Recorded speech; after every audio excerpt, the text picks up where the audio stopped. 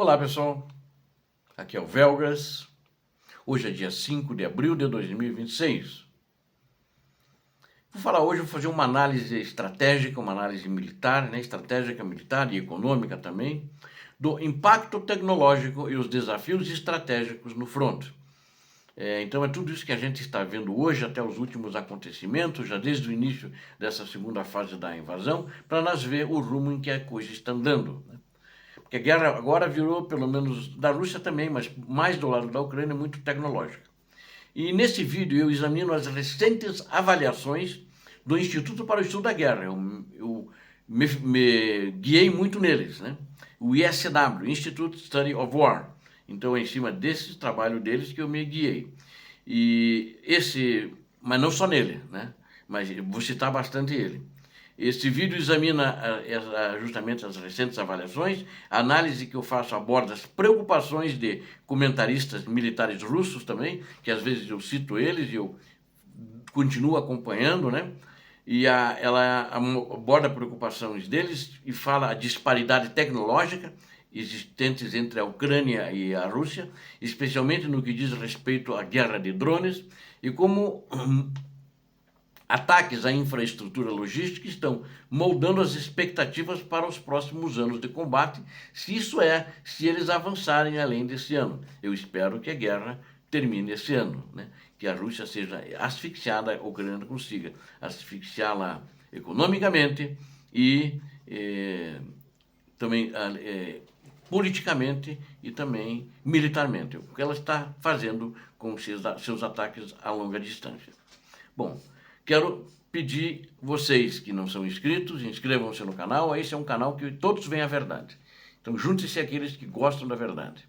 E peço a todos que deem um like, compartilhem com suas redes sociais, façam seus comentários. Sempre bem-vindos. Eu conto com vocês. O cenário do conflito atual na Ucrânia apresenta novos desafios para o comando militar em Moscou. De acordo com relatórios recentes de observadores internacionais e do Instituto para o Estudo da Guerra, que destaca que comentaristas militares na Rússia, da própria Rússia, manifestam preocupação com a sustentabilidade das operações a longo prazo. Eles acham que não são sustentáveis a longo prazo. Um ponto central dessas discussões é a crescente lacuna tecnológica. Eles argumentam que a base industrial russa enfrenta dificuldades para produzir sistemas de defesa aérea em quantidade suficiente para interceptar ataques coordenados de drones ucranianos, que agora ocorrem em escalas sem precedentes. Essa saturação do espaço aéreo tem dificultado a proteção de alvos estratégicos da Rússia. Além da frente de batalha, a infraestrutura econômica também tem sido alvos de ataques. Ataques recentes contra terminais de exportação de petróleo lá no Báltico, que comentei no vídeo anterior, né? Não vou entrar em detalhes.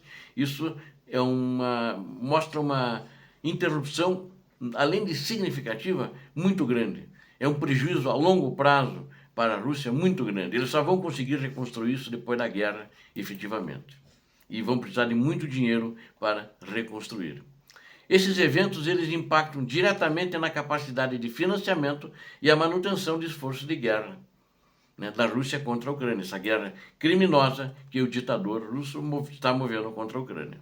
Internamente, vozes no parlamento russo e na blogosfera militar começam a ajustar as expectativas sobre as vitórias que são decisivas que a Ucrânia não está conseguindo. Na realidade, a Rússia não está conseguindo. A Ucrânia que está conseguindo vitórias no teatro de operações, contra-atacando, empurrando os russos para trás e também fazendo ataques em profundidade com muito sucesso. A captura de localidades menores não é vista como um fator de mudança estratégica imediata pelos russos, né? Por esses comentaristas e inclusive por pessoas da Duma, né? Que é o parlamento russo. A adaptação tecnológica tornou-se o diferencial, segundo eles. Relatos indicam que a agilidade na implementação de novas táticas com aeronaves não tripuladas tem superado a capacidade da liderança tradicional russa. E sem uma abordagem, uma mudança, melhor eu diria, né, na abordagem ou no ritmo da produção industrial russa, acho que todo mundo, o SW, os analistas russos, e eu concordo com eles, sugerem que a manutenção das posições atuais se tornará cada vez mais complexa e mais difícil da Rússia manter. O debate sobre os termos de um possível encerramento do conflito ganha corpo à medida que as opções estratégicas se tornam mais restritas. Ou seja, esse grupo, ele acha que a guerra tem que terminar logo, tem que terminar já, ou talvez já devesse ter terminado. E há uma discussão, essa discussão entre uma ofensiva em larga escala ou a aceitação de termos diplomáticos menos favoráveis, ela reflete o momento de incerteza vivido nos centros de decisão. E isso está sendo muito grave e o ditador não quer aceitar. Ele continua achando que vai conseguir conquistar a Ucrânia. Ele acha que ele ainda tem o plano, o sonho de apagar a Ucrânia do mapa, incorporá-la à Rússia, e ela será parte da Rússia e todo mundo ali vai ser russo. Eu diria aqueles que sobreviverem, porque depois das dificuldades que ele está tendo, e das raivas que ele teve, e dos crimes que já cometeu, muita gente na Ucrânia imagina que ele vai cometer um genocídio de fato contra o povo ucraniano. Então, mas ele não está, vamos dizer assim, uma palavra que Donald Trump gosta muito de usar, com as cartas na manga. Ele não tem. A Ucrânia que está com as cartas na manga. E a Ucrânia que está detendo e prevalecendo suas posições no teatro de operações, em todos os 1.350 quilômetros aproximadamente de linha de frente no teatro de operações. E isso a Rússia nunca imaginava que iria acontecer. Então o ditador está muito brabo, está em pânico, está desesperado, porque tudo está saindo errado.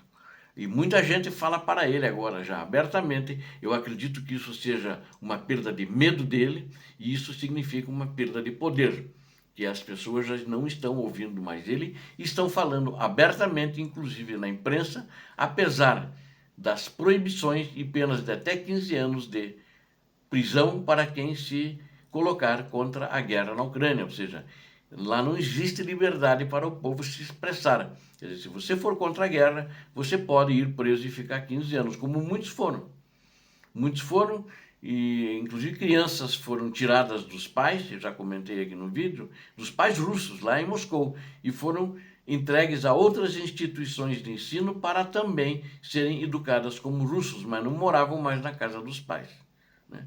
Então, na realidade, isso é uma loucura patológica que tem na cabeça do ditador, que não está satisfeito e está muito em pânico agora com esses últimos bombardeios contra a logística nos portos russos, porque ele tinha recebido um voucher para poder exportar petróleo novamente.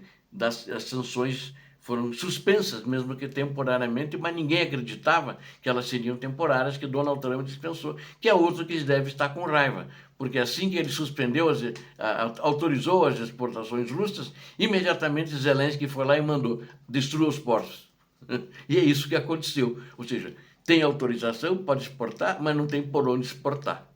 E o petróleo minguou também, porque imediatamente começaram a bombardear novamente uma série de usinas de refinarias que já foram